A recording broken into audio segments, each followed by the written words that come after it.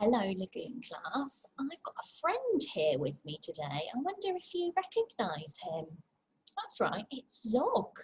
And this is the character and the story we're going to do some learning about for the next 2 weeks. So I'm going to read you his story now. Here we go. And it is another one that's by Julia Donaldson. So she writes lots and lots of children's books, doesn't she? And lots of them are rhyming. I wonder if this one's a rhyming one too. Madam Dragon ran a school many moons ago. She taught young dragons all the things that dragons need to know. Zog, the biggest dragon, was the keenest one by far. He tried his hardest every day to win a gold star.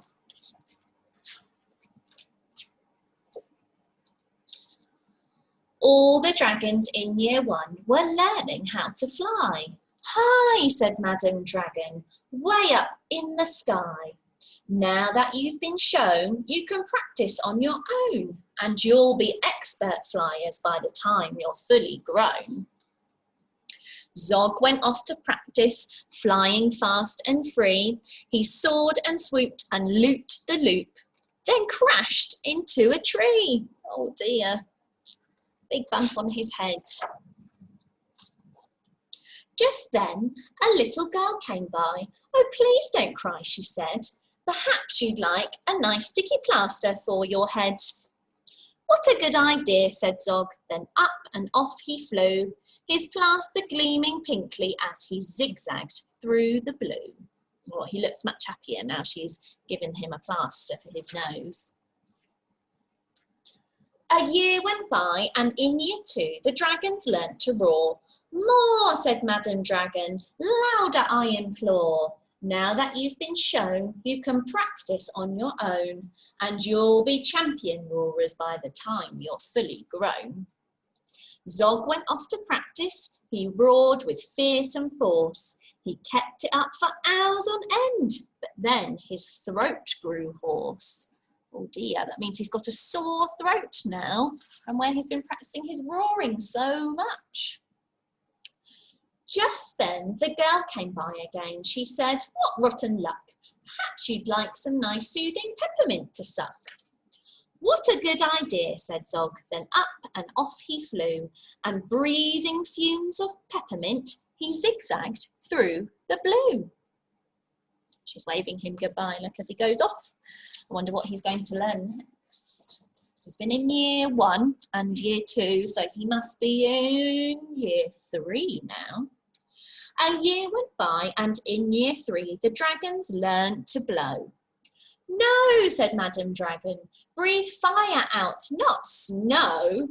Now that you've been shown, you can practice on your own, and you'll be breathing bonfires by the time you're fully grown. Zog went off to practice. He blew with all his might. He twirled around in triumph, and his wingtip caught alight. Oh dear, he's a little bit clumsy, isn't he, Zog? Keeps getting himself into a bit of a muddle. Just then the girl came by again. She said, you poor old thing, perhaps you'd like some nice stretchy bandages for your wing. She's very kind, this girl, isn't she? What a good idea, said Zog. Then up and off he flew, his bandage flapping wildly as he zigzagged through the blue. He looks quite happy again now that she's helped him, doesn't he? All the year 4 dragons were learning. Can you guess? Yes, said Madam Dragon, how to capture a princess. Now that you've been shown, you can practice on your own. You'll need to capture hundreds by the time you're fully grown. They're all having a go, look, having a try, pretending to chase the princesses. I think they've made scarecrow princesses to practice with. That's a good idea, isn't it? Zog went off to practice. He tried and tried and tried, but he simply couldn't manage. Oh, I'm no good at this, he cried. Oh, he's getting a bit sad again, isn't he? At least he's trying his best. He hasn't given up, has he? He's a bit like the green mouse. I'll never win a gold star. Just then he saw the girl. Perhaps, she said, you'd like to capture me. I'm Princess Pearl. What a good idea, said Zog. Then up and off they flew, the princess gripping tightly as they zigzagged through the blue.